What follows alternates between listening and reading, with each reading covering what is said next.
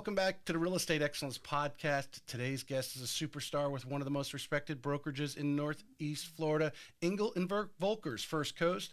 She has exploded in March with $5.5 million in sales, a volume with 6 transactions, a super month.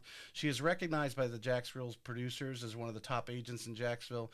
She has a decade of interior design experience. She's passionate about her clients and real estate and gives the personal level of service. She's an expert in the greater Jacksonville market, having been born and raised here in Northeast Florida. Let's welcome the second Ed White High School graduate this week, Holly Reaves Griggs, to the show. Welcome. Thank you. Yes. Thank you for having me on the show, Tracy. Did you know Gigi Urbanski? She's an Ed White graduate. Not. Yes. It's been quite some time since I've graduated. So I don't know that I keep in contact with a lot of the Right. I was just going through your LinkedIn, and I'm like, Ed White again? So it's a funny story. I grew up in Jacksonville, but I grew up off Heckscher Drive. Mm-hmm. So back then, they didn't even have Dames Point Bridge. So really, the only school for me to go to, the best school at that time, was Ed White. But it was quite a haul every day. But how did you? Wow, that is a long way to go all the way around. Mm-hmm. What was 295 like at that time? Was not as crowded as it is today. Yeah. But yeah. Awesome. Well, I'm glad you come down. Thank you. I mean, what a march, and I know you consistently, and I know you looked up at the office. I'm sure not only at Engel and Volkers, but others are looking at what you're doing. I was going through your social media. I mean, what those beautiful townhouses though that was on the YouTube video we were talking about. Thank and you. I see I look like the finished products in some of your Instagram photos from those. So we're not quite done. That's one of my investors, and he and I have worked together on other properties. I've kind of evolved where, I help buyers and sellers, but I also work with some investors where we build spec houses. Mm-hmm. And this is one of them. I found the lots for him. It were 2 lots, a double lot, and this was probably back in 2021. Mm-hmm. I told him he could do 4 townhomes there based on the size, connected him with an architect, Colin Speltz, who is very well known, and came up with the townhome design, and I rented out the properties for him while we did all that because, it's about a 6-9 month process. Right. And I've been involved with the design ever since, so picking out the interior finishes. One of the things it brings up that's interesting, and having talked to some, if you want to call them younger agent, newer agents there in the field, you saw 2 lots, Mm-hmm.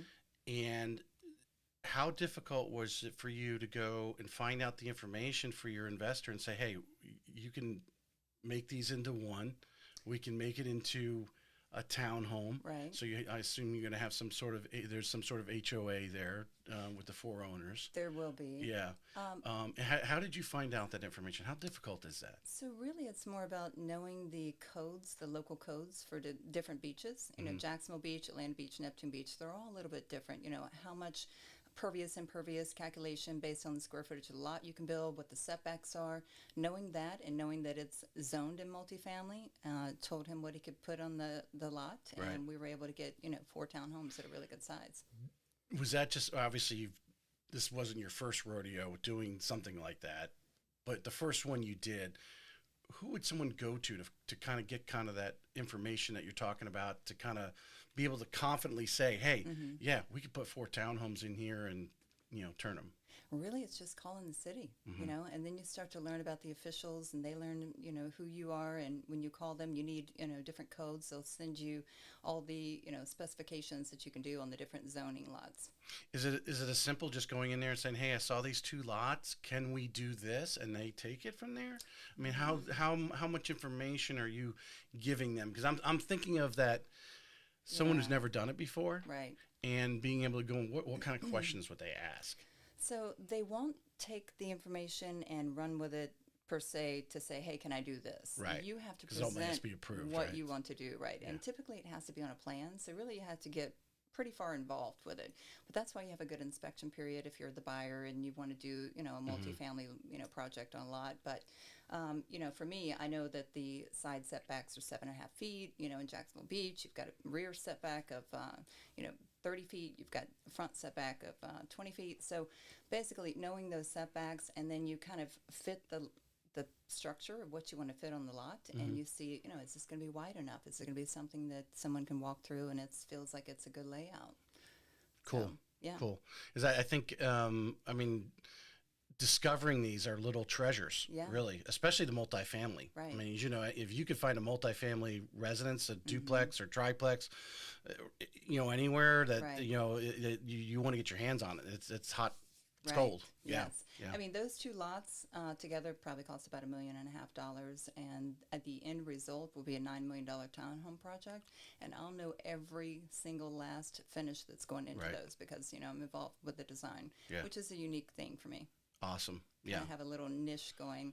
It all started with my husband and I. We, I guess it was during COVID, you know, not really in the height of COVID because we were all busy, right? It's my best year yet. But just before COVID, when Right. everything was kind of shut down and no one was really knowing what we were going to do, there was this little REO property, and REO is a real estate owned. Basically, it's foreclosure. It had 30 offers on it, and we won that property, and it needed a complete gut. So we got involved in that, and I was basically GC and, you know, handling everything, the subs and managing them, and did the finishes. The property ended up having multiple offers, but that kind of started me into the whole design and, you Wow. know, how I do Well, taking today. your past, having Yes. done that before, to take it to Correct. what you're doing in real estate and expanding your client base, I mean, Correct. or your Yes. customer base. So, So give us so you had 30 other offers on this property. This is what I find interesting. Yeah. What do you think? Why was it your offer? What was it that you came up with that stole this from the other 29? well, probably first and foremost, it's cash. You know, anytime you have a cash offer, and it was, you know, 330,000 was the sales price. It wasn't a big property, you know, a big sale, but knowing where to strategically place your number, you know, we bid I think 330. It was 299 was the asking price. So you always want to go just above where everyone else might go. You know, most people are going to bid like 300, 305, Right. 325. We wanted to go just above all that. Because you already did the evaluation that if you Yes. spent whatever amount of money on this home, it could sell for 600. It Yeah. sold for 600. wow. Yeah. I think that part right there is where a lot of agents could really expand their horizons like you did. I mean, to learn that, to go in there and evaluate. Did you go in did you go evaluate that property yourself and say, okay, hey, we need to gut that. That's going to cost this much. Where did you get those numbers? Because this was your kind of your first one, right? It was. So at the same time, I was also renovating my personal townhome that I bought in Atlanta Beach. So I already had some subs, you know, that I was working with, Cool. and kind of knew, you know, I've always been in design and liked things, you know, to do with renovating houses, but I've never really done a full renovation till then. Right. But after that too, I think, you know, it's. Sorry, this is falling. I know. It's a I got to little buy bit smaller big. headsets. I apologize. You're not the first person. Anyway, this property had a pool, you know, making sure that you get it inspected, and you kind of use that inspection report to know where you want to go after that. Yeah, turning it more up top of your head. there Yeah, you there you go. Let it sport there. But, you know, we had to replaster the pool and put a new roof on. We painted the exterior. We pulled all the floors out, all the cabinets out on the inside. It was a complete gut. We kind of took it down to the studs, but we didn't take the drywall off, you know. Right. We did all the electrical, plumbing was new, you know, everything. Right. But once So- I did that property, then I think my investors really, like, their eyes got big, like, whoa, you know, she knows a little bit about this. And Got she her hands knows- dirty. Right. Yeah. And then the property had multiple offers, and nothing had ever sold for that price per square foot at that time. Wow. So, like, I put something out there, and we just tested the market, and it had multiple offers. So I know this is normally a conversation we have 45 minutes into the thing, but this is good because we're on this line because I think Yeah. this is important. As an agent, as you was about 2016, if I saw correctly, when you got into real estate. So you're 8 years in, going on 9 years. How important is it, or has it been for your career to continue to grow, to expand you've invested in your own properties, you've done flips, now you're already got an eye out there for developers are already like talking, people you're talking to are like, hey, if you can find a property, let me know, I might be interested in, like the townhome project, to start to dabble in some of these things, to start to have some of these contractors on your speed dial, because I think, as we go, the demand is so high. The builder's quality is not that great. These older homes are built better, but they need some Well, people freshening up. today, they want character in a house, you know, and I think that I have a good eye. I've always had that, whether it be for design or interior design, you know, like fashion as well. But allowing my creativity to flow, and what I'm doing today is just so much fun for me. And I definitely think it's a niche. Yeah. You know, it's funny, when I started in real estate in 2016, I was selling life insurance. I was in a call center, and I was taking my breaks and lunch hours, and I was calling my customers back. So I did that for about 1 year, and then I realized that I was really doing a disservice to my customers, and I needed to quit the life insurance. So I went full-time into real estate. You know, and I thought I would just be a real estate agent, you know, like everyone else is. Just sell single-family homes, and I didn't know it was going to lead to all this. But right now, today, I have 9 design projects that I'm managing that probably total about $16 million. I've got, and all 9 of those will be listings. So it's really neat whenever I'm the designer, because I know everything about those products. And then I take them to market, and I can take the people through there, and they know exactly what they're getting. You know, I can sell the product. What's the, you know, thinking about, 8 years ago, you're coming in, you're working part-time basically, right? And then mulled over to now, how people are calling on you as a serious resource. I mean, that's a lot of, these are big projects, $9 million townhome projects. I mean, these are, serious projects, and they're relying on you and your experience and professionalism. How does that make you feel? I mean, just. It makes me feel great. I mean, obviously I'm very busy, but I'm never too busy for, any other customers that may call me. And I get a lot of referral customers. I would say it probably took about 2 years until, I got my feet wet in the business, and people started calling me back. And, people tend to stay in their houses like 3 to 5 years. So at this point, I'm getting, parents, and then they're moving, or they're, having babies and getting married, and, people keep calling me back. Right. So I've got a great sphere of influence, and that trickled in with the investor business is fantastic. Well, being, born and raised here, and I was reading through your bio, and I kind of put a couple lines in the different bios where I put that kind of stuff. Yeah. I'm going to use the word I would use. You have a heartbeat. I think you said the nightlife and everything going on. You're trying to express that, hey, I'm involved in the community. Yes. I mean, how in your relationships with these clients and them calling you back, the fact that you are involved, you're down at zoning, you're seeing what's going on, you're hearing the different things, and obviously some of the social and entertainment things that you were kind of expressing there in the bio, that you know of, how that has helped you build these relationships and these people calling you back. Well, I live at the beach, and so I work, I play, I do everything there. Live, work, and play, where I dabble in business. Right. And it's pretty much a 10-mile stretch, Ponte Vedra, Jacksonville Beach, Neptune Beach, Atlantic Beach. So I know that area very well. And I think that in order to be a really good agent, you need to be hyper-focused on your area. So my farm area is the beach. Most of my business is out there. It's not that I don't go outside the beach. I do. But for the majority of it, it's right there. So I know it very well. This is generally one of the last questions I asked, so we're on the hyper-focus thing and what you believe in. I mean, as an agent coming in, or maybe an agent who's been doing this for a few years, is kind of scattered and running all over the place. I know some agents have changed brokerages because they thought it would expand their thing, or some people have joined Engel and Volkers because they feel it has that international presence. Yes. But really, here you're with Engel and Volkers, and you're talking about Ponte Vedra Beach as your space. You own it. Well, actually, probably Jacksonville Beach, Neptune, Atlantic. I dabble. Well, it spills over. Yeah, it does. Definitely spills over. But it's funny. I've been with Engel Volkers 5 years. I've been with 5 brokerages in my career, though. And all right, those all weren't on your LinkedIn, though. No, they weren't. So 5 different brokerages, but 5 years with Engel Volkers. It's the longest I've been with any brokerage, and I do love it there. I think that we started out as, we had 26 advisors, and we've grown now to, I think, 140. But it has that local boutique feel, and one of my taglines you'll see on my Instagram and places is luxury as a service. And I think that's what makes me different than a lot of people. I mean, obviously everyone is providing great service, I think, but it is very personalized with me. I don't even have a CRM, believe it or not. Like, I don't send You have a spreadsheet at home? I keep them all in my MLS database. But I know that Corey's going to say, "What? You don't do that?" But you need to download that. To be honest with you, I get so much business just from people reaching out to me that I don't need to touch. I mean, I do touch them in different ways, Right. but they know that they get my full attention. You know, my expertise, I think, goes beyond the design and the personal, you know, interaction. I think it also goes like I'm an expert in portability.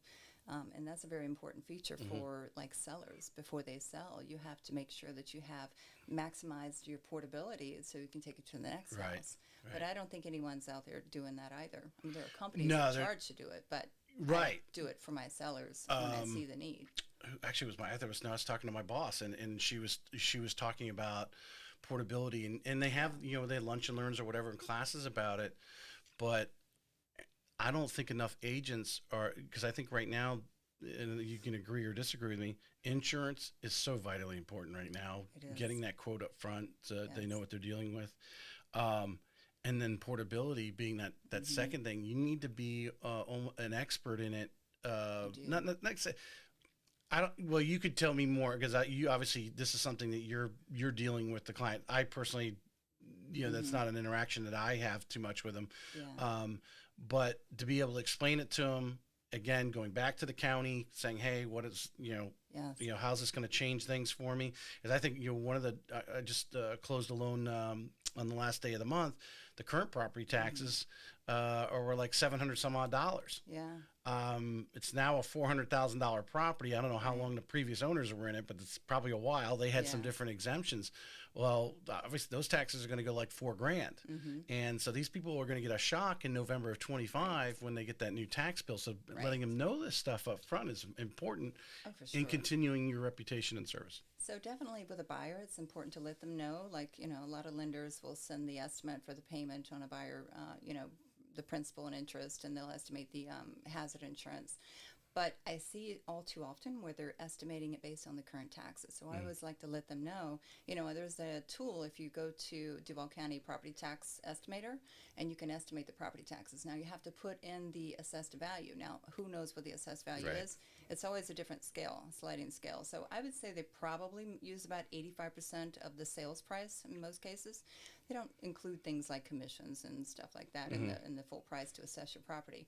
But if you plug that number in, deduct the homestead exemption, you can get the estimate of what it should be for the customer. Right. Now, on the sales side of it, like for a seller, I've got one right now where I'm actually designing her property. We're doing a full renovation. It's going to be listed next week.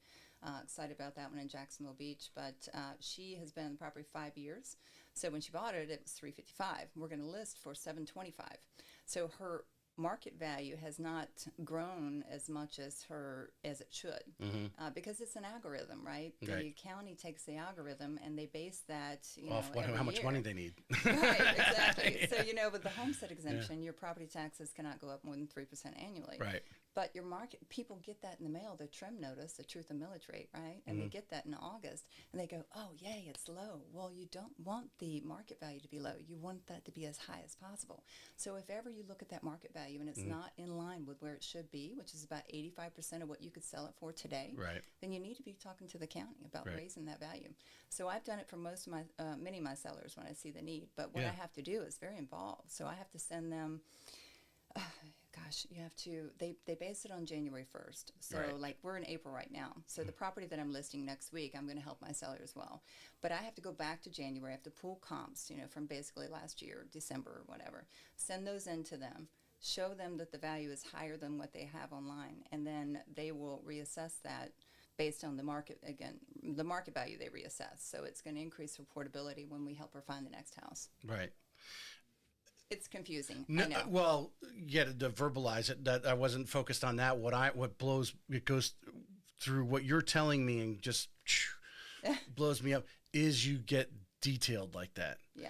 And that has been part of your success is because you are going the extra mile. The average agent isn't doing that. They're just No. going to toss them off on the county Right. a little bit, and then whether or not the person does it or not, the fact that you're doing it, or basically bringing the horse to the water, Right. and making it so easy for them to get it, to get the information that they need that they are not even thinking. They're not Right. thinking about this. No, well, you know that you can only take, there's a maximum of 500,000 in portability, right, that you can take. Every 100,000 equates to about 2,000 annually in savings for the rest of the time they own that next house. So it's very important. And once you sell a house, you can't go and fight that market value with the county.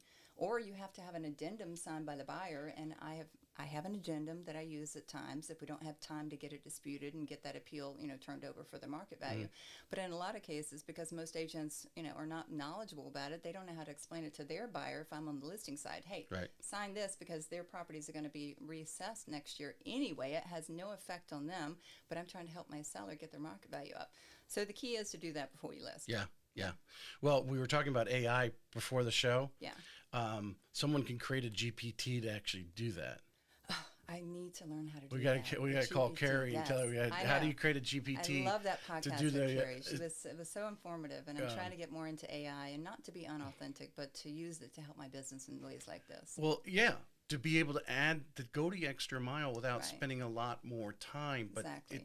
I mean, I think you would agree. I could just feel it from you that you focus on every client that's in front of you and try to provide as much value. That you can say, oh, they're buying in Ponte Vedra. They make enough money. They can afford whatever the taxes are, so I'm not going to bother. Right. They'll figure it out when they get there because I don't want to take the time. When you go that extra mile, that's when they know that you care about them. Yeah. I mean, really, all of my customers are like family to me. If you think about the time that you spend with a buyer or even a seller, sometimes it can be the amount of time that you have a baby. So Yeah. you carry a baby in the womb. But they really do become like family, and I miss them when the transaction closes. But then they call me back, and I get to help their family and their friends, and so it's all a win-win. I saw, I don't know, it was a reel or somebody comment because I listen to Bloomberg in the morning. I come put on the TV there, and that for the next period of time, where they thought interest rates are going to go down, they've gone up. So obviously you have a lot of people like, oh, I'm going to wait for interest rates to go. So they're still on the sidelines. It's like you may be working with some of these people for a year or two. Right. You really It can. could be. Yeah. Or you it need to be happens that way. continuing touching them Right. until that point because you don't want to, hey, you got the app now. Oh, they can't really afford what they want. Nothing's good. It may be 24 months before, whether rates or whatever happens that makes it now affordable. Right. You want to keep trickling on those people and keep reaching out to them. Yeah. For future clients. We jumped ahead a little bit, so I'm going to go back a little bit in your history. You spent 15 years at AT&T. I did. Yes. Corporate Bell America. Imagine you were in a lot of sales there. Yes, I started out in directory assistance. Remember when you used to call 411? Yeah. It's now all automated. Oh, that was you? Is that what we were was crank me. calling you? Christina, City, please. I used my middle name, not my first name. But Right. I would work like night shifts, and oh my gosh, it was really tiresome because I would go in at like 11 o'clock at night. I'd get out at 7 in the morning. Then I'd have a split shift the next day at 9 a.m. So I would just sleep in the break room for on the couch for an hour or two, and go back in. But I was in many facets in that industry. I excelled there as well, and I think it's because I'm a people person, so I'm great at sales. But I evolved to where did I go from there? I think I went into collections, and then I went into small business. I was Bell Mobility for a while, doing tech support. I transferred to Charlotte, North Carolina, in about 2002. I was there 2 years, and then moved back. They transferred me back, but I was kind of bored with Jacksonville a little bit, and I Googled online. I was single at the time. Where's the best place for a single girl in her 30s to live? And it said Charlotte. Yeah. So I said, I'm going. Charlotte was becoming a financial hub at the It time, was, right? yeah. To try whatever area there. Yeah. And, I still have some great friends there to this day. One actually visited my husband and I about 3 weeks ago, and I just love those people there. They're amazing. Yeah. Really great people. So Great city. with all the corporate training, your experience managing people, dealing with people not only on the phone, but you were in some management positions, if I'm not I was. mistaken. Yes. What can some of the things that you do today, if you take a moment, maybe you don't even think about it, that you learned? That's 15 years there from pretty much one of your first jobs, professional jobs, 15 years. What do you take there? Some of those experiences, some of those trainings to what you do today. Well, I mean, I would say that in Bell South, I was leading people. leading them to success in sales in our organization. There was always quotas. You know, we don't really have, I guess you kind of have goals for yourself in real estate, not really quotas. But I think what it came down to, you know, with me in Bell South and why I was successful is because I'm a people person, you know, and I know how to manage people. You know, I'm kind of a, I don't want to say a chameleon, but you can be a chameleon and adapt your personality to whoever you're in front of, you know, and I think being able to do that, you know, sets you apart from the rest. So there's some people that other people just can't be around or, you know, get along with or manage, and, you know, I was able to It's interesting you say that. So the previous book two books back actually, it was written by wasn't a classmate, but he graduated a year before me at the Citadel, and I've mentioned it on the show. Marine Maxims is the name of it. But he recorded his entire 30-year career in the Marine Corps, retiring as a colonel, and he studied leadership. And he quotes and references a lot of these books that have been written over. I mean, go far back. Greek times, right? Yeah. Talking about leadership. And I mean, it's really well done. But one of the things I caught from him, and actually there was another person that I had on the show, and I can't think of who it was right now. It'll come to me. But it shocked me, their understanding of dealing with that person in front of, because everyone's different. Where I had been for a lot of times, and probably why I don't really want to get into management, because I always felt like, well, I just treat everybody the same. No. You do when it comes to, you know, rewards and stuff like that. You don't want to, you know, but how you talk to them or don't talk to them. Correct. Right. Some people don't. Yes. You don't need the less you talk to them, the better you are. Right. Let them go do their thing. And how important it is to be that chameleon that you're talking about. And, you know, customers are really the same way. So whether my customer is in real estate right now, my buyers, my sellers, my investors, you know, back then in Bell South, it were my team members. But you really have to be able to adapt to different personalities. Yeah. Everyone's different. And people want to be heard. They want to feel like they're heard and they're cared about, you know, and that you care about their well-being. You're on the same page as them. I imagine some of the investors, when they're talking to you, that you're seeing what obviously they have a vision. Right. For them, it's not emotional. It's more, you know, ROI. What's my return on investment? Right. You know? How can I see this? How can I deliver it and still and make $1 on it? Yeah. Do you? I imagine you've taken some of the disc or what that kind of stuff. I'm an ENFP. Yeah. I mean, when you are like going, how do you evaluate someone basically? Because I think a lot of people go and take those trainings, or you know, they go and take the disc test, or you know, they go and sit in one of the seminars and they learn. Okay, how are you actually processing that when you're in front of someone new that you've never met before? Like, you know, are you actually thinking in your head while they're talking, while you're asking questions, going back and forth, actually thinking, is this person a D, an I, you know, that kind of thing? Yeah.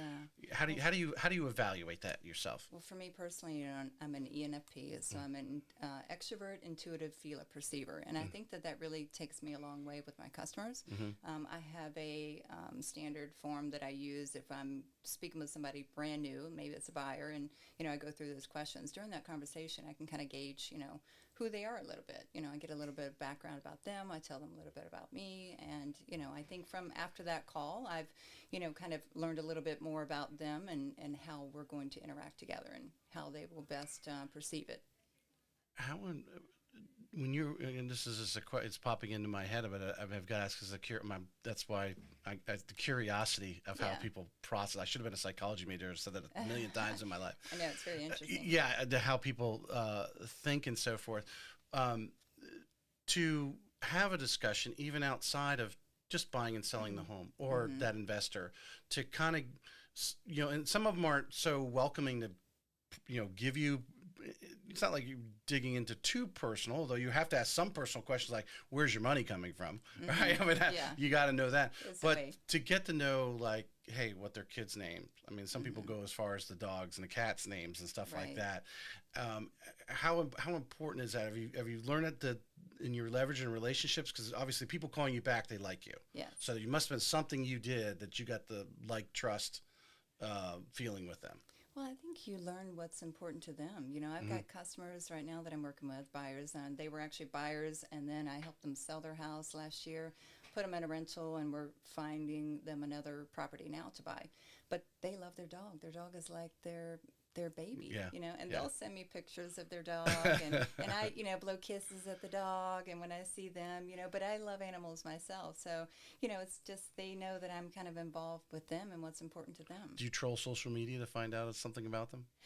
You know, I've got a questionnaire that, you know, when I first met them, they were brand new, didn't know them. They were a referral from another agent down in Orlando. And, you know, I have my questionnaire I go through. And part of that questionnaire is, you know, tell me about, do you have any kids? Do we need to be looking at special school districts? Do you have Right. any pets? Do we need to look at a big yard, a fenced-in yard, things like that? Right. So you find out those questions. And it's not really, you know, it's intuitive after you're done, but you haven't really, like, you know, When they say to you Broken have a up dog, personal. they don't just say, yeah, one dog. No, they say, my dog's name is so-and-so, and they write a paragraph. Oh, no, I have some customers, like, they'll go on and, oh, yes, and his name is Bodie. Bodie's our baby.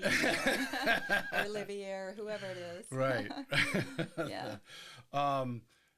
You dabble a little, you get I think it was like 2010 or 11, you get introduced to interior design. You worked there for a few years at Design and Staging Company. Is that? Well, it was my own company. It was your own company, so Yes. you started your own company. Where did you? So at that time, what was going on? Leaving AT&T and doing that, where did you see a need, or it was just, you know, something in your heart that I love doing this? I need to. Well, so let's see. It was 2008 when, you know, 2008 a Yeah. lot happened, right? That was Yeah. a recession. A lot of companies, you know, shut down, Bell South included here in Jacksonville area. So, you know, I went on to other things. I took a little sabbatical, maybe traveled for a year, and then I was like, what am I going to do, you know? And I've always loved design. So I was actually buying and selling, you know, design merchandise and doing a little bit of staging. And that kind of led me into, it's 2016. I said, well, I want to get my real estate license. I've always been, you know, enjoyed real estate and designing and staging the properties Right. and all of that. So why not get in and start selling them? Right. So it kind of led, you know, one thing to another. But, you know, I think a lot of people don't want to get their feet completely wet in the beginning, and they're scared to make that transition.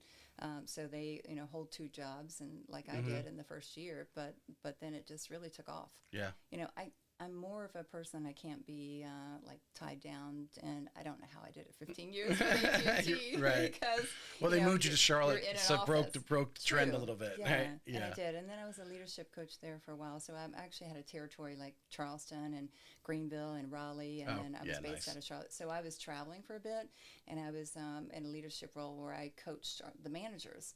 So that was fun, you know, Right. because I'm out of the office. Like for me, being in an office all day is, you know, I just can't handle it. Yeah. And that's why I think I love what I do so much, because every day is different. You know, it's always a new challenge.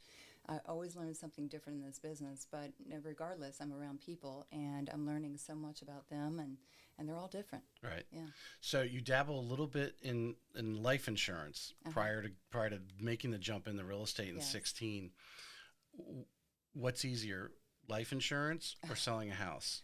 Well, I guess it depends on the day. But, Right. but you know, for me, selling life insurance, you know, I don't like, I'm not the type to be on the phone, you know, all day. And you're taking calls. I mean, you're helping them with a service and Right. you're giving them something they need to make sure that their families are taken care of. God forbid something happens. But it was a stepping stone. You know, I knew it was a great company. I enjoyed working there. Some great people. Right. But it was definitely a stepping stone. I knew that all along. I imagine they had some sort of sales training They to did. go through, Yes. and not just their product, but I mean, because it's a lot of calls, right? Isn't Right. that primarily what you imagine? You probably Right. thought, well, I used to work in a call center Yeah. anyway, I can handle making Yeah. those calls, but there's a little burnout after Yeah. a while. There is. It took 12 years for me doing in the mortgage business to And- finally get out. Right. Yeah. And where a lot of companies want you to have scripts these days. And for me, I've never done well with a script. Like, 100%. I'm so off script, it's pathetic. Like, I don't want to read from a paper and you tell me what to say. Like, let me be myself.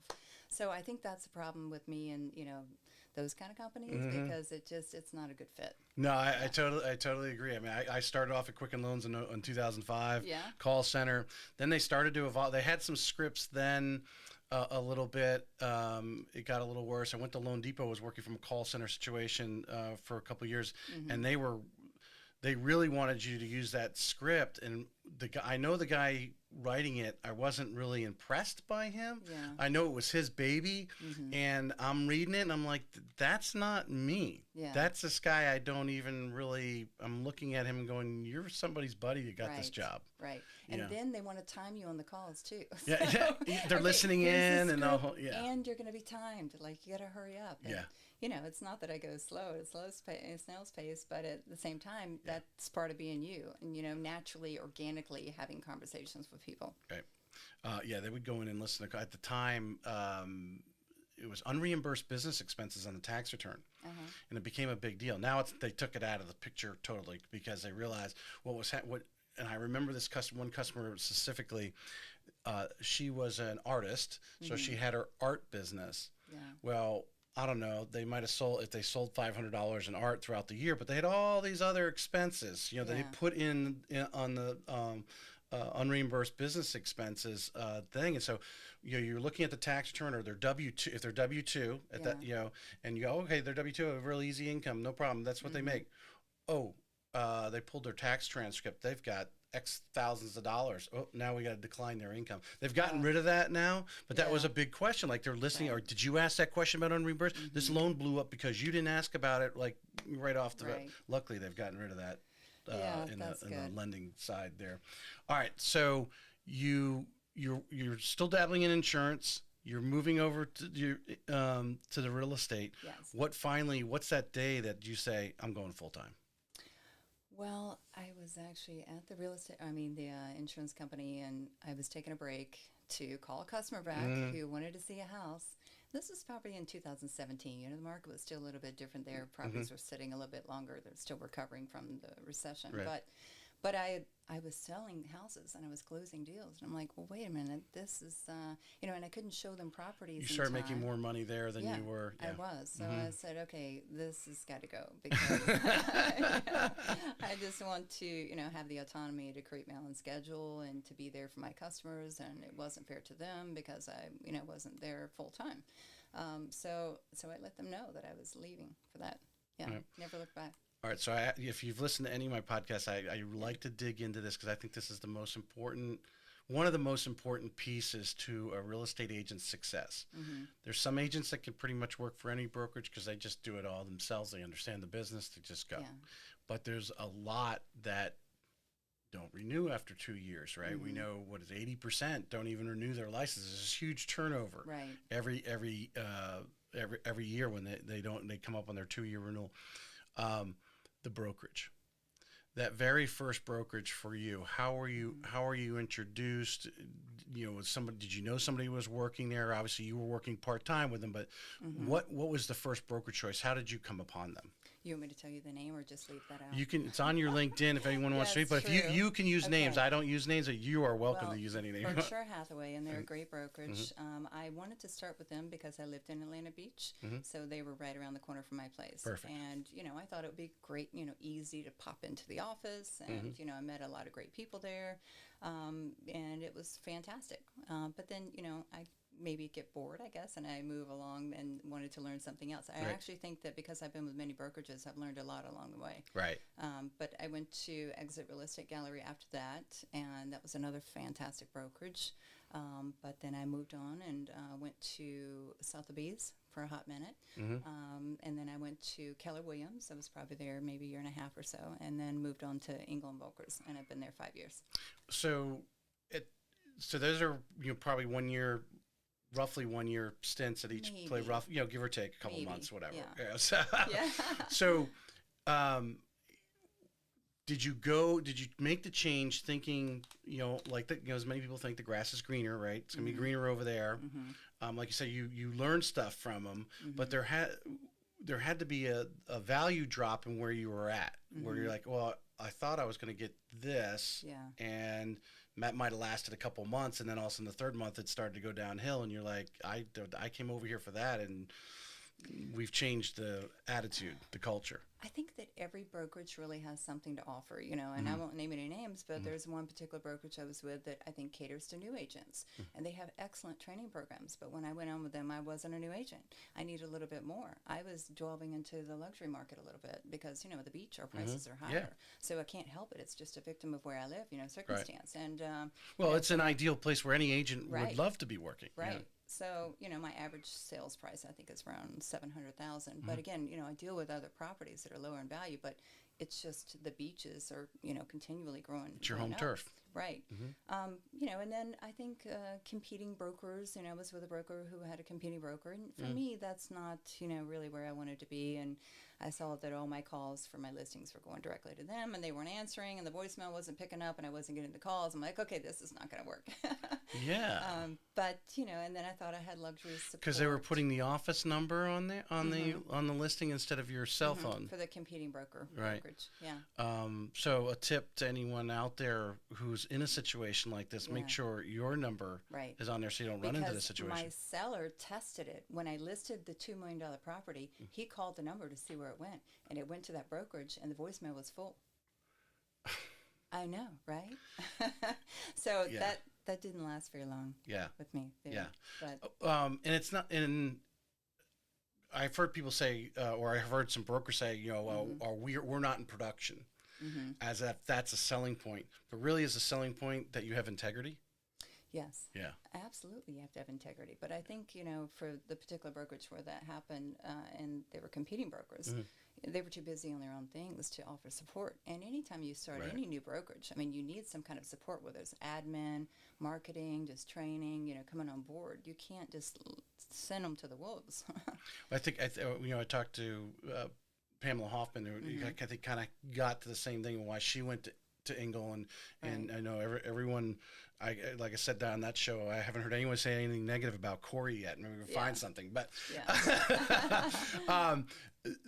because obviously he sets is all Engel Volkers that kind of have that you're going to use the word attitude, but they do want that someone who's already producing. They're not hiring a new agent unless you're coming in with a team or something like that. From what I understand and talking to Corey, he really wants producers. And so my friend, I don't know if all Engel and Volkers kind of have that attitude, or that Corey's kind of thing here in First Coast. You have to do a minimum of $3 million annually to be able to. That's kind of all Engel and Volkers' attitude.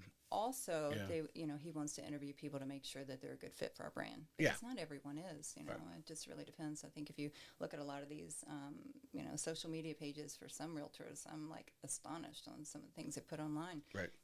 I think that your customers are also watching and following you, so you really need to be careful about your choice of words and, what you're posting and things like that. So I think that he does a good job in managing and making sure that he has the right people come aboard. I just use the example. I mean, I can imagine, when you guys do have your sales meetings and so forth, it's a higher level conversation, right?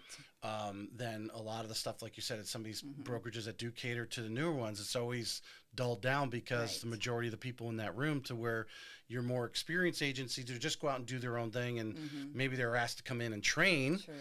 So they're given some ego there to be able to be put in front of the room. But the attitude at Engel Volkers is everyone's a high level, and you're probably sharing, and you got people who want to know some of the stuff you're doing, like dealing with investors, because that's the level of real estate that they want to be dabbling in. So we do agent roundtables, I think, once a month, and basically it's a conference call. Sometimes we do them in person, but on those calls or webinars that we do, we're talking about what's going on in the market and how we can continue to elevate ourselves. It's not about how can we get leads, how can we do this, how can we do that, because most of us are experienced agents who already have a sphere of influence. So I think with the other brokerages, depending on if they cater to newbies, they're talking about, hey, how do you build a sphere of influence? How do you do this? How can you touch your people? And not to say we don't do that, but I think we're trying to stay on top of, there's so much going on in the real estate industry right now, and we're trying to stay ahead of that. That's a great way to explain that. Exactly. They're talking about how to actually get the leads. You have the leads, and you're trying to move to another level. Right. You're trying to or broaden your base, like you did by finding out, how do we do flips? Now I can talk to people about flips. I have credibility in flipping because I've done my own, and in dealing with the investors and so forth. You have the ability to expand. You're not worried about the next client coming in, just trying to get Right. next month's deal Yes. to move forward. That's put it a great way. Yeah. So, let's say a girlfriend of yours says, "Hey, I'm thinking about getting into real estate." Mm-hmm. I have What- a lot of people ask me that. I'm sure you do every day. Everybody wants to get a real estate Right. license. What do you say? What's your answer to that? How do you address that? Well, to be honest with you, I tell them if you want to start out in real estate, then the first step is going to be to get your license. And I always recommend them go to the school that I went to because I thought it was very neat, very different than most other ones out there. I can plug them if you want, but Okay. No, that it's floridarealestateschool.com. I think Yeah. they're out of Miami, Right. and the gentleman who runs that, he has catered his training to touch to all learning styles. We're not all the same, right? Mhm. We talked about that earlier. So, Yeah. like some people learn auditory by hearing things, or we're auditory, we're visual, or we're hands-on. But Right. he really touches all three learning styles. So, most people fail the test when they first take it, right? Right. And for me, I went in to sit down for the state exam, and they give you 3 hours. I was done in an hour and a half. I'm like, whoa, I need to double check Yeah. my answers. Like, this just can't be possible. Right, And, right. I'm like, okay, no, I'm not going to second guess myself. And I walked out, and, they don't tell you what your grade is. It's just if you pass or fail. I think now they've changed that, but back then they didn't. And they told me I passed. I was like, yes. It doesn't But, matter as long as yeah. you have the P. But he really did a good job with his training to help me prep for the state exam. All right. So going to the right school. Yes, All right. that's first step. So all right. Yeah. So what do you when you tell them about the business? I mean, what? That's a Because big everyone has commitment. their image of what. Right. Of course, we see what we see on TV or in social media. Yeah. Do you kind of tell them 80% fall out? So not that I'm going to say you're falling out because you don't want to be negative to Right. them, but percentages is you are. Yeah, it really is a big commitment, and that's why I start with the school, and I say, okay, here's where I went to school, and I highly recommend that you, check them out. Right. And if you want to get further, I've had some people that are close to me that, I said, okay, I'll kind of give you the ropes after you get your feet wet a little bit and Right. get your license, because that in itself is probably going to take, 6 months for the average person. But most people don't make it that far, just like they don't in real estate. Right. Like you said, I think it's, oh gosh, I don't even know if I know the stats right now, but when I took my test, I was shocked to learn how many people failed the first time around. I think it's Right. like 3 out of 5 fail. And then the second time around, 2 out of 5 fail. So most people can't even make it past the testing. And then once you get past that, staying in the business, the first 2 years, you might not make any money. Right. I would say the first year I was making money. I was making equivalent to what I was doing in life insurance. So for me, it made sense to move out. Well, for you in that first year, were you generating stuff, or was it the brokerage that you get with, and maybe a mentor or something that helped you out, or were you really just on your own?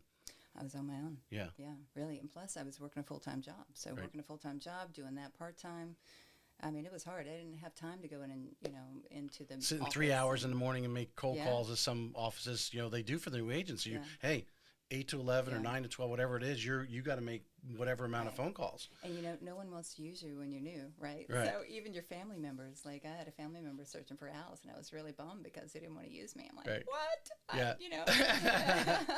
But There's you always kinda- someone though in your family who will only use you. And Yes. whether it's your first sale, last sale, it doesn't matter. There's Yeah. there is those But, too, but you know, there are people, yeah. There are. I'm in the mortgage type. I mean, there's a lot. I know, and I don't say nothing to them. I understand. Right. They may. We know each other. We know Yeah. people. They may not want me to know their finances. Yeah. Others, are just like, hey, I want to do it, Mm-hmm. through you, and I won't go with anyone else. Right. Yeah. But now they all want to use me, for the most part. But it's okay. I mean, They better realize by that- now. What? I realize that I won't always get all the customers, and that's okay. I mean, Right. I don't cry over something that's not going to happen, and I'm going to get business, and I do. So I don't worry about that. It So does come to me. what was your? You got your license. You wrote that with Berkshire, by the way. How do you drum up the first business? Was it family? I was hoping you were going to ask me that. Let me tell you about my very first customer. Okay. So I was in Trader Joe's. I love that place. Anyway, going there a couple times a week. And I have my name tag on. So I recommend if you're new in the business, always wear Always your have name your name tag on. Always, because then you might be able to stem a conversation from that. So I was in this guy's line. He was a cashier. And I think I had wine or something in my basket. And I was laughing at him. He wanted to see my ID. And I was like, I would love to show you my ID. Nobody asks for that anymore. Anyway, he looked at my tag. He said, are you a realtor? And I said, yes, I am. He said, my wife and I are moving back to Arkansas. He said, you know what? Everyone else comes through my line. They put their head down. But you conversate with me and you talk. And I like your personality. I know my wife would love you. We want you to list our house. And it was right around the corner in Jax Beach. I called my broker, said, I got my first listing. What do I do? But I could tell you about every customer and every sale that I've had. I don't do quantity of transactions. I do quality of transactions. So I think I had 23 last year. And I do enough to manage my business, enough to be able to have a personal life as well. Right. But I think that there's something to be said about that, the quality over quantity. You're tipping a point of wearing your name tag. I mean, I think a lot of corporate America or a lot of other jobs, where if you're wearing a name tag, they're taking it off as they're walking out the door at office. How important is it, especially like those people who are asking you what's it like to be a real estate agent? You live what you do. It's not a job. It's almost like a lifestyle. It is. And letting everyone know what you do in a casual way. Yeah. And, it's funny because I don't really have time to have friends. So I don't have a lot of friends. My friends, become my customers, kind of become friends. Like we've hung out, my husband and I, we do dinner with some of them in the evening, and we enjoy that. But, I'm so busy that I really don't have a lot of time for a personal life, like other than, when he and I travel occasionally. Right. So I really just kind of put myself fully into my work. Right. Yeah. But I think one thing people, they get the HGTV, right, image of what a real estate agent is. Yeah. And, a lot of the things they go, oh, well, they're going out and having drinks or going out to dinner with their clients. Oh, how's that? But that's all part of, it's not that the part of the benefits is you are getting that human reaction. You are having good conversation or whatever. That's like the benefit. But part of it is, they're going out because they obviously like and respect you. Yes. That's why they accepted the dinner invitation, or maybe they invited you to dinner. Sometimes I've invited them to dinner as a closing gift, and we'll go to a fancy restaurant, and we all eat dinner together with their family, and it's a great way to, get to know them even better, and they appreciate that. Right. And those have been long-term customers who come back for repeat business. 100%. You don't separate the business with the pleasure, if you wanted to, or this other networking social interaction. It's everyone knows you're a realtor. Everyone needs hopefully not, most people need a real estate agent sometime during their life, whether it's just one time, whether it's, like you said, some people move every 3 to 5 years. Right. It's kind of slowed down what the interest rates were, but when interest rates were 3%, 4%, people were moving from neighborhood to neighborhood every other year. They sure were. Yeah. Well, my friends live over there. I want to move. So many customers that I have done about 3 transactions on average with them. Yeah. And helped like their parents, or they've referred people to me. I do subscribe to Boomtown. That's one thing that we, Corey's office, was a requirement for me because I was used to that over at, Keller? Exit. Okay. Exit had Boomtown. Yeah. And I didn't really have any success with it then. It's sort of like a trickle business for me now. Like most of my business is sphere of influence, but I've had a few Boomtown customers that are very, very, been very successful with them. And I would say I've probably closed about 20 million with Boomtown leads. I've got one I closed last week, and all together with him, 3 transactions and probably 3 million in the last 12 months. You met from Boomtown years ago and just this come last year. Last year. Oh, wow. So, and I think if you are subscribing to any kind of a lead database, system, then you've got to work it. If they reach out and have a question, you've got to respond immediately. I'm just making sure that you're touching them. I use the term resource. How important, you like you said, you got your 10-mile stretch of beach out there that you like the ground pound on. Yeah. How important is it to be that resource that I'm sure you're having clients call you later. Do you know a good landscaper, or All the time. to have those relationships and be able to recommend to them, yeah, you need to use this person, and some of them, I imagine some of the price points, you're in some elite neighborhoods too, Right. so you have to have the service that caters to that. So all too often I get, from my buyers, and it's a great thing for me to be knowledgeable in the area of, renovations and what things cost. So I've got buyers right now I'm helping to find, a condo at the beach. And everyone we've been through, well, what do you think about this? Can you move that wall? Or can you do this? Some of those older buildings, they have lower ceilings, and they really only have about like an eighth of an inch between them and the concrete. So you can't like add normal light fixtures. Right. It has to be this, thing that Track. Right, a track. Yeah. And, also most of the walls are not load bearing, but then you've got plumbing and electrical throughout there. So it's really hard to change the layout of a condo, but also knowing what it costs to pull up like existing flooring, and put down new flooring. So all those things really come as a great benefit for me when I'm working with my buyers or sellers and they want to make changes. With the people that because obviously the beach is, there are some new construction. Obviously, you're working with those townhomes. There's some, but a lot of the homes are a little bit older. I know some agents I've had on, the general population, I should say, in the, probably, well, whatever you could consider, from 0 to 5 or 600,000 right now in this area, depending on where you're at. A lot of those clients really want turnkey houses that are set. Yeah. You agree? So if you're selling a home that needs a little work, what are you recommending to that seller so it's prepared for that buyer? I mean, I think most people do want turnkey, but you'd be surprised. Some people want to go in and put their own personal touch on it. So they want it for the most part done, especially in a condo, because you have so many restrictions with Right. hours that you can work and getting approval by the board and, the extra expense because it's a condo. You can't just put a dumpster in front of a condo, Right. when you're taking things out. I'm going through that right now. My husband and I are renovating a condo that we bought right next to ours. So,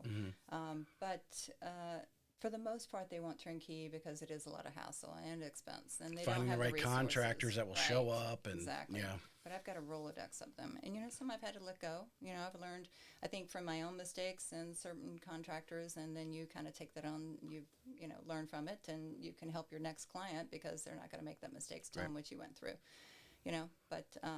But yeah, I think for the most part, people want something that's turnkey, and for the most part, everything that I have designed, like whether it be this one that I'm working on right now, I've got a seller in Jack's Beach, and I normally don't like to imitate other designs that I've done, but I did use like the same backsplash in the kitchen because it's fabulous. I used it in my personal townhome, Right. and I just think that it's really going to make that extra oomph, that Right. Something when they walk in, and Well, they like that. In fact, I chose this backsplash because I researched it, and Right. and they already have some sort of respect for your eye Yeah. on the design, and I use this myself. Yeah. Well, that's a huge endorsement right there, Yes. right? They're like, well, Right. then I need to have it. Exactly.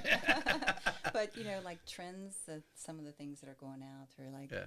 people still love the farmhouse look, and don't get me wrong, it's great. Okay, but it's a little overplayed, and of course, some of those investors who go in and flip houses, and they're putting all gray everything in there, or all white kitchens. There's just no character, no style. So people want that balance in between, that character and that style, and that looks fresh and modern and kind of organic. So When you're working, because obviously majority of the sales are really, you said your average is 700. Really, the majority of sales are sub that, and in the planned urban developments, Nocatee and all that. Well, the Nocatee's pushing 100. But when you're dealing with those clients in the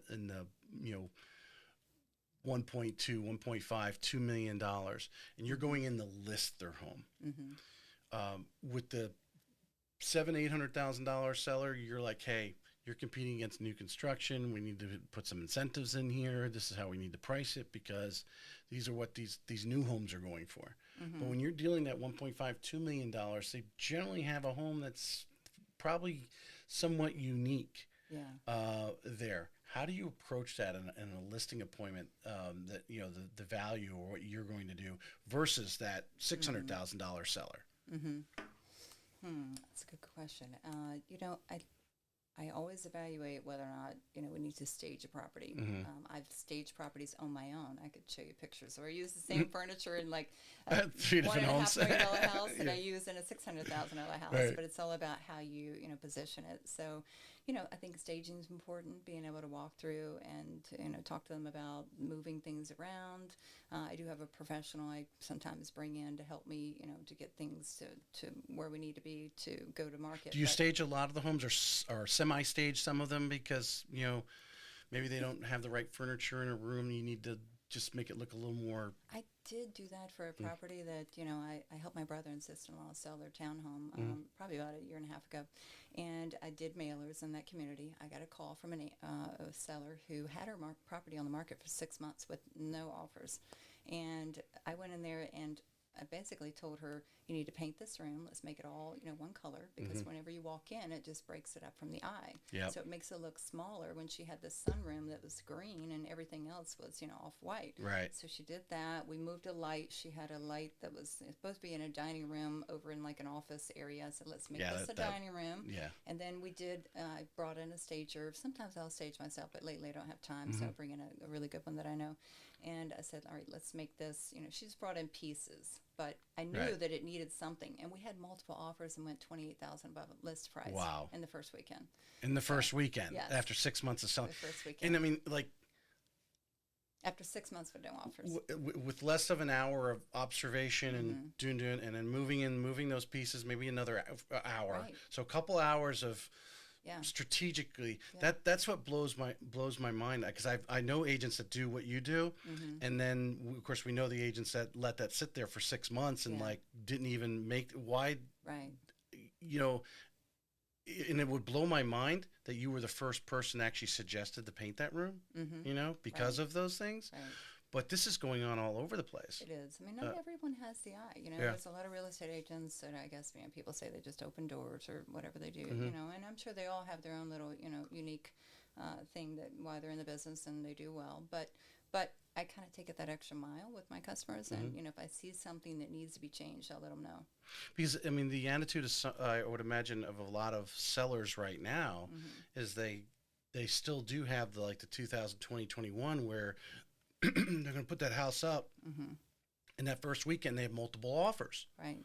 And if you have the perfect house in the perfect neighborhood on the golf course with the pool, whatever, those things, and a 3-car garage, it's going to sell in St. Johns County overnight. In 21, they were like paying your kids' college to get the house. Yeah. Like, I had this one property, and these people have bought 3 properties from me, bought and sold. They referred both their parents after they had kids, so they've been great referral for me, great customers. But they had 48 offers on their home that I listed, and that was during COVID at the height of the market. Now talk about managing 48 offers. Whew. I had a matrix, a spreadsheet, basically that I went through all the offers and checked off and wrote down the different terms of each offer. So. That was great for them because they're very analytical and they like to, see things like that. So I think, again, that goes back to learning how your customer likes to do business with you and, knowing them and what they would appreciate. Well, you come in with the evaluation. The evaluation, asking the questions, your questionnaire, that type of thing. All of a sudden you build credibility, because I would guess, with being a fly on the wall, that if they spoke to other agents, they're not getting a thorough evaluation like you're doing. And now you have them, now they're putty because you've got them to expose all the things. So when you come back with recommendations, it's, well, you said in the questionnaire that this was important to you. Right. So this is what you need to do. You need to paint this room. Right. Oh, okay. And then I'm bringing up things I never even thought about with portability. Right. If they're a seller moving to the next property, you need to make sure that their portability is maximized from the market value. So no one's doing that. Well, one of the key things I got from Cindy Hayden, who was last year's chair of NAR's insurance committee, was flood insurance. That's another thing with portability is people don't realize you can assume someone else's previous flood policy, which could save you thousands of dollars. There's certain companies that allow you to do that, but you're right, totally right. You don't have to go out and get a brand new policy, depending on the company. But the new tip now with insurance getting crazy is get the seller's current policy, right? And what they're covering. That whole you need to get those things, because there's these insurance discounts. They don't want to tell you all about them, but if you have them, they're like, oh yeah, you got that. Type of thing. I mean, then totally lost. Wanted to put that tip in there because you mentioned that. And, Yeah, that's a great point. what my next question was going to be. And you know, it's okay Yeah. if you don't know it all, you know, and I don't know it all because, like I said, every interaction is different, every transaction is different. I learn something new every day, but after doing this for, 8+ years, I mean, I feel like I've really got a good handle on the everyday items that pop up. I know what I wanted to ask because building into that questionnaire, Yeah. that's where I was going with. Because now you've asked them all the questions. Mm-hmm.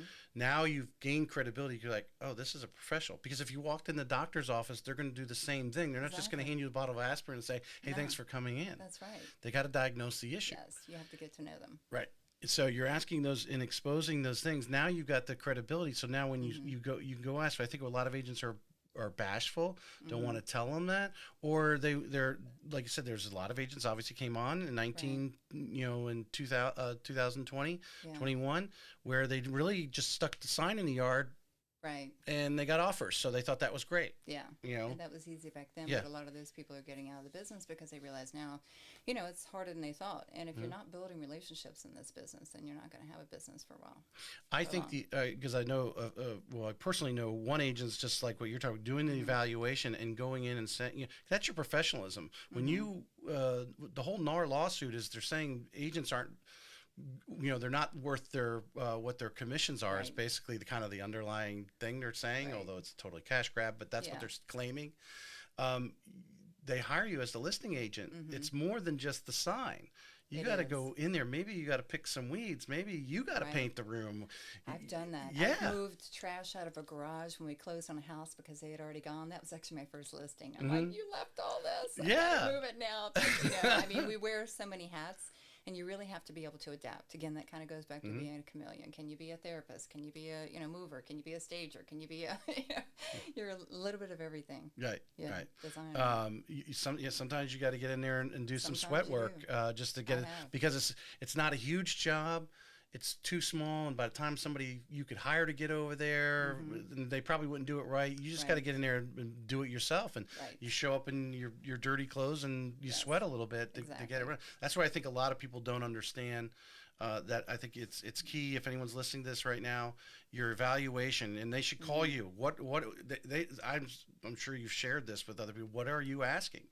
If you don't know what to be asking, or maybe you do ask a few questions but don't know all the questions that maybe you should be asking some others, they should be calling you and asking for that Yeah, advice. I'd be happy to share my. I mean, I hate to call it a script because earlier Yeah, it was that's right. scripts, but there is, a form that I use Yeah. that I ask, on every call where I engage with a new buyer. Yeah. If I don't know them, like I have one recently that I was referred to me from a previous client, and I'm helping him now find a house. But I went through that script with him, and he's already referred another customer to me. Yeah. So it's like that's how it happens. It's a Yeah. domino effect.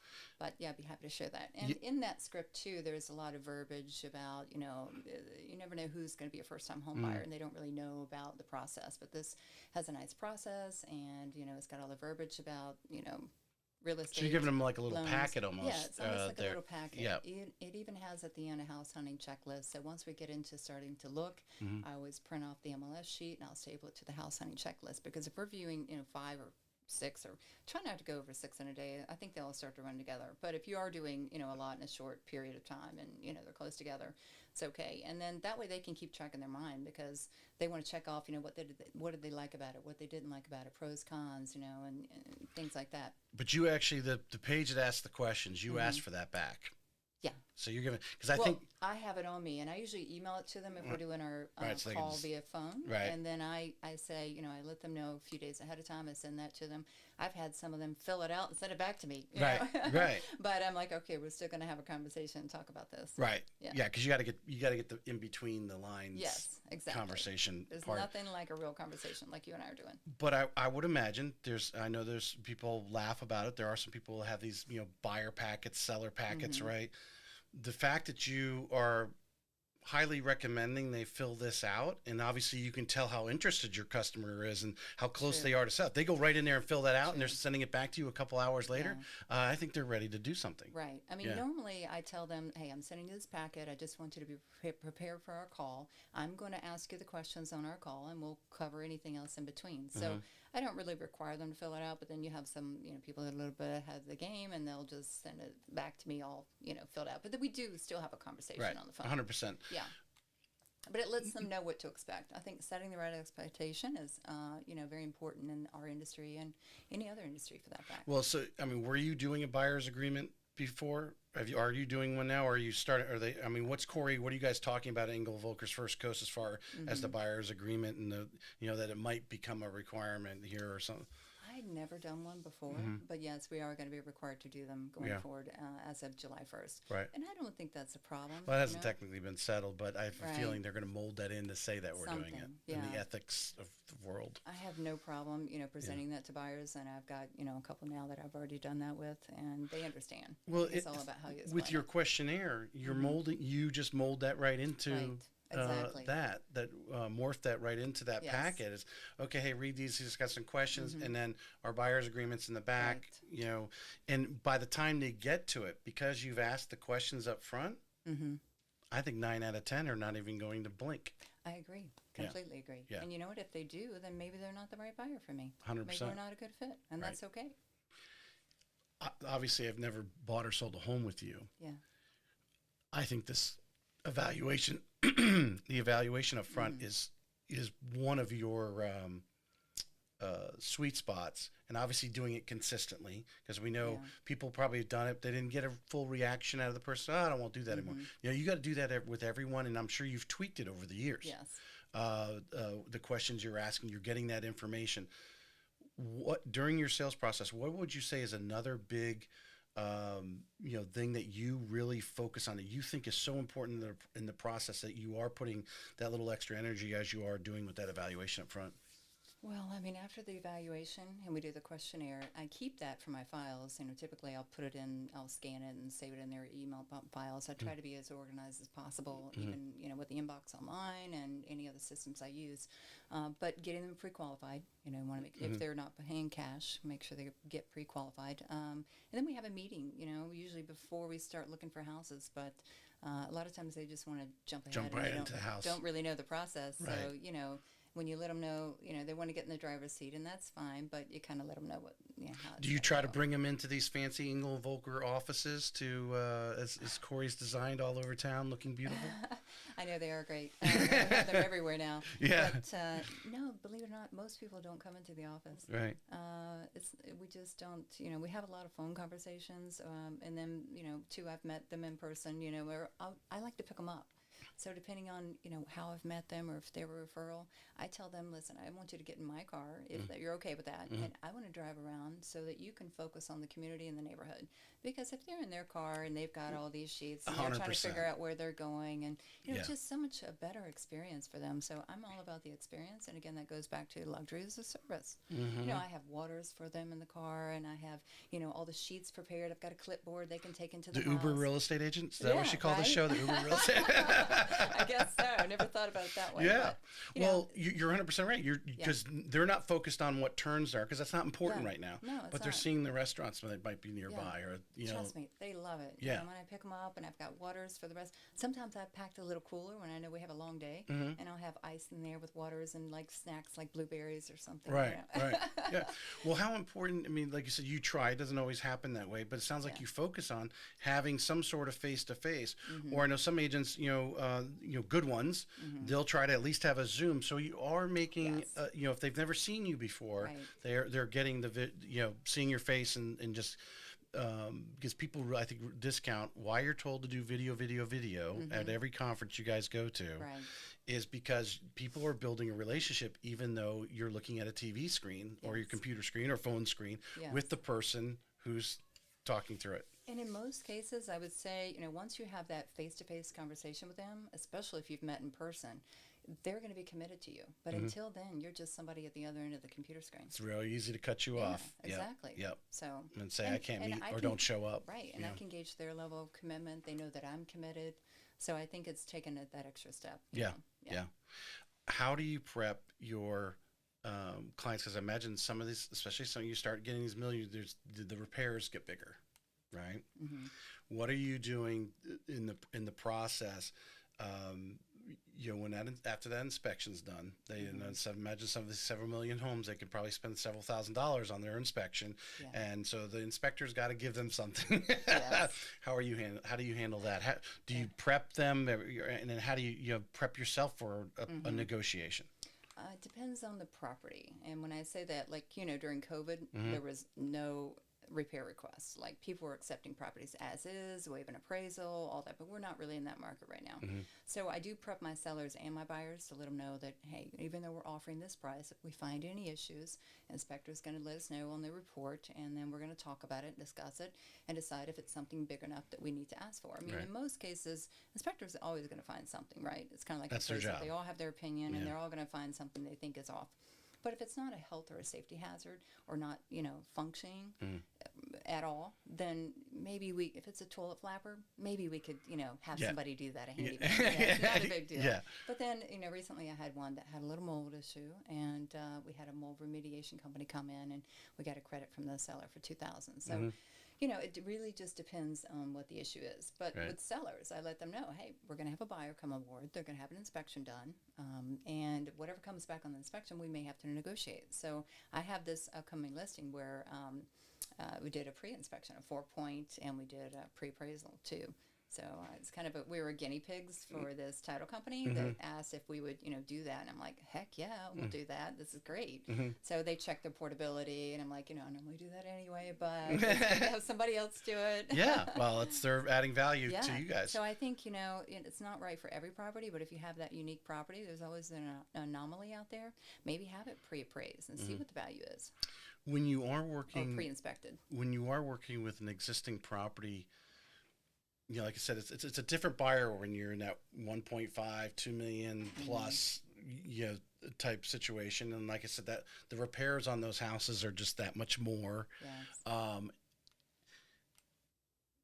When you go out to list, like this mold thing, that could have been a big, and it probably really wasn't that big of an issue. It's Florida. You're going to, if you want to find mold in a house, you can somewhere. It's, as Austin Gray says, it's there somewhere.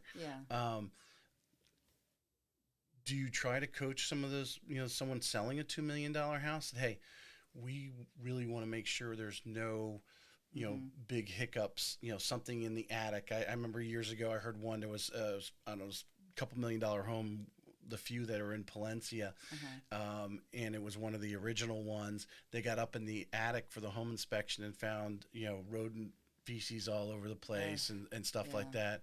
And obviously it killed the sale because they're like, oh, you're going to have this cleaned out, cleaned professionally or whatever, that type of thing. And they walked away from it. Right.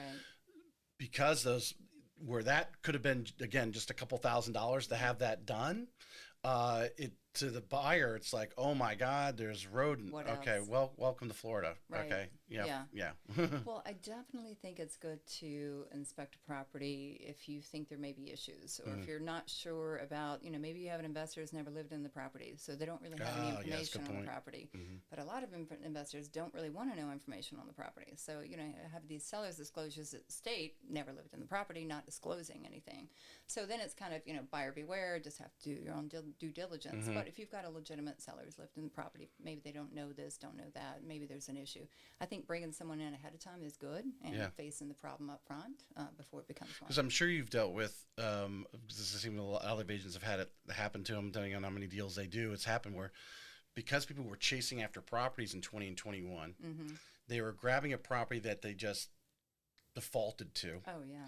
They get under contract, and all of a sudden 2 weeks later, they've got a house over here that, oh, no, that's the one I really want. So they go on the inspection report and said, hey, the light thing is upside down. Okay, I don't want to buy the home. Really? Wow. Yeah. No, I'm just but there's always something on the report, and obviously the appraisals weren't really an issue, but on the inspection report, it doesn't matter what it is. They just say, I don't like that. I don't want to buy the home. Right. And so they were using that obviously to get out and go buy, go make an offer over here. Meanwhile, the seller just took their house off the market for the last 2 weeks, and now you're putting it back on. And what do you agents do? Go, oh, I wonder why this house is back on the market. Always. And yeah, I'm always must be something wrong with with it? What happened? Why did it go back on the market? Right. You know, and we want that backstory. And so do the buyers. They look at Zillow. Mm-hmm. It's so funny because I never look at Zillow. I should probably look at it more because that's where everybody else looks. Right. But you know, See where they're getting their information. I know. But they'll Cut it tell off at the pass. I saw on Zillow that it came back on the market, or they sold it in whatever year for this much. Mm-hmm. So people are looking at that stuff. But I think facing those kind of things head on and how you manage it too when it's presented to you, like if you get like the mold, you know, report that we got back, knowing that the seller wasn't really there in the property very much, like maybe a couple times in the past 5 years, and the inspector found, you know, surface mold, so it wasn't really a big deal. It could have been a big deal. You never know till you start, you know, tearing apart stuff. Right. But having a good inspection company on your side too, to find those kind of things, and then how you present it, you know, talk to the buyer about it. I'm a big pre-listing inspection person, just because I've been in the business long enough that that's their excuse out.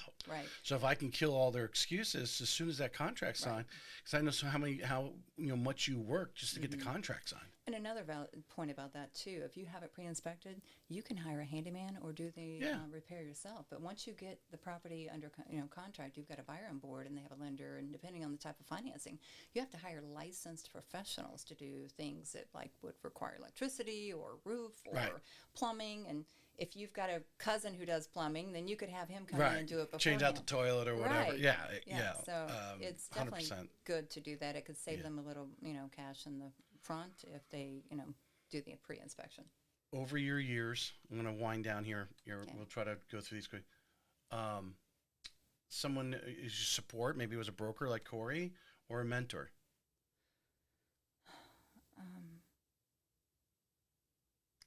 Holly just did it by herself. No, I mean, everyone, well, I don't know. Have you, let's change the question. Yeah. Especially at Engel Volkers, because there's a lot of Corey is a fantastic broker. Right. I mean, obviously we have 140 people right now, and I think I'm a pretty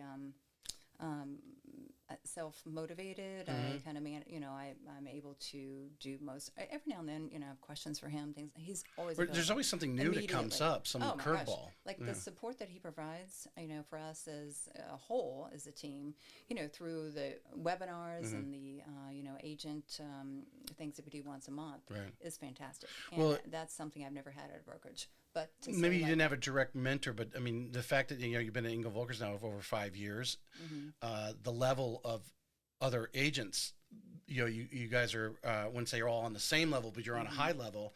To be able, there's a lot of them that have been in the area as long as you have. Some of them been in the area doing business as long as you've been in the area, type of thing, and to be able to call on them. Yeah. And how important is that to kind of have those, we always talk about the 5 people that you surround yourself with. That's in true. real estate, to have, 5 or 6 these people are experienced, and when you call them and say, I have this situation, they're going to tell you, you know what, I've never dealt with that, but I think so-and-so has. Right.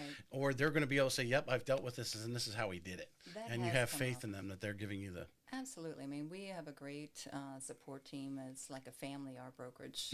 If I had a question, I've got a commercial property coming up. I've never sold a commercial property, but you know what? I'm up for the challenge, and these people want me to list, actually family members. But, I had to reach out to another agent who sold a commercial in our brokerage. Yeah. And she gave me great advice, and it wasn't anything I didn't already knew, but just to be able to reach out, and talk on the phone with somebody is to get that support when you need it. Now, I will plug my husband because he is fantastic. I keep telling him he should get his real estate license, but anyway, he's kind of my support too. And if I have He does some back end research for you. I bounce things off of him. Okay. He owned his own CPA firm, the Griggs Group. Okay. I don't know if you're familiar with that. In Ponte Vedra, they sold to another company, the Pivot, but he's got a lot of managerial experience and working with people, and and that high level. So yeah. Well, some of those high level clients you're talking about, you have to talk financials with them, because some of them are buying investment properties, and it's not an emotional, like, this is going to be where I'm going to live. Is this property, how am I going to work the numbers, the tax, the tax, all that stuff. Yes. But to go kind of circle the 2 questions we talked about, brokerages, and then people always asking you about real estate. How important is it for them to go out and find that brokerage, that ideally the office, but just and maybe you are at different brokerages. I know some people are at different brokerages, and they have their circle of people are at different brokerages. to find those people, to reach out, have coffee with them, and interact with them, and collaborate with them, and talk shop. Yeah.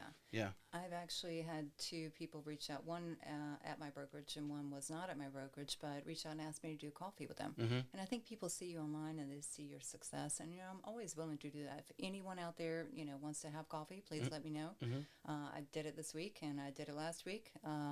Happy to, when time allows, put it on the schedule. What is some of the information that they're asking you? What are these agents that are obviously trying to reach out? They're trying to find a lane or whatever it is, or someone that's hopefully going to help them make the next step if they want to make it wherever they're trying. What are some of the questions they're asking you? I think for the most part, like the one that was not at our current brokerage, wanting to get into more of the luxury market, maybe do some of the design like I do, but, I think it's a special niche. I mean, I'm not saying no one can do it. Obviously, anyone can do anything. You kind of have to have the eye for it, right? It's not wherever that comes from. Right. But, basically about how to get into the kind of market and niche that I'm doing. Another agent, asked about Boomtown. She had heard, I'd sold like $20 million from Boomtown leads, and that's probably only from a handful of them, like 5 Boomtown leads that led to other sales. Right. I think for the most part, what I'm doing to be successful in different aspects. Right. If you don't have the eye necessarily, don't feel you have the eye, maybe you have it, but don't even realize you have it, and you're challenging what your mind is telling you to tell them, would you invest in pay someone $50 to come over for an hour to walk the house with you and give you a couple design ideas? Or, these stagers, really, would you agree some of these stagers, that's their jam, is to look at a house and give you, this room should be painted. We need to stage this one, but we don't have to stage that one. Save them some money over here, whatever it is. Yeah. I think it's mainly, hiring professionals to help you. I've turned down design work. I've had people reach out to me, see my post online and saying, hey, I love what you did with that. That's like my style. Would you help, my customer? I have agents reach out and tell me their customers wanted me to design their properties. But I don't really do design like that. You're not in that consulting world yet. No. Well, the next business. I don't know that I ever will be. I think I like it the way it is right now. It's kind of a mixture of, so I design my own personal projects and I also design for my investors. But I like doing it for my investors because, at the end of it, I'm going to list that property and I know everything about it. There's no one better to sell that property than me when I've been involved from the beginning. But having a good stager is so vitally important. Very I think vital. people are underestimating, even with some of these properties that are like I said, the 3-car garage on the golf course with a pool, easy one to sell. But you can get the multiple offers and go over and really blow your seller out by maybe taking a few minutes and stage it. I agree. A little sweat. I agree. There's some really good ones out there. I'm going to finish with this, and then you can add anything you want. Okay. I don't know if there's any stories you didn't tell or any questions you thought I was going to ask. The market's changed in the last 18, 24 months. They kept saying, hey, rates are going to drop. We're going to, I laugh at this one person in the mortgage world who a lot of people pay money to get his information and said rates were going to drop last summer. We haven't got anywhere close to that. And now all of a sudden they're like, oh, yeah, Fannie Mae came out and said, yeah, we might see 6% somewhere around the end of 25 now, right? And every day I turn on Bloomberg. Are they going to cut rates? Are they going to cut rates? No, they're not, because the information is, there's true information squeaking through the cracks, and they're finding this stuff out. So the markets have changed. Based on your experience, prior to 20, 2016 to 20, and now what you've seen this kind of teeter-totter, to this other side now. What if you had a team of agents right now, as Corey does, what would you be telling? What should they be doing right now, in their business, whether it's a daily thing or monthly thing, just a ritual they need to be doing to make sure they survive the next month, but also, when things do turn, and I'm sorry that's on a timer, I'm going to let you answer, and I'm going to go do that. What should they be doing right now with their business?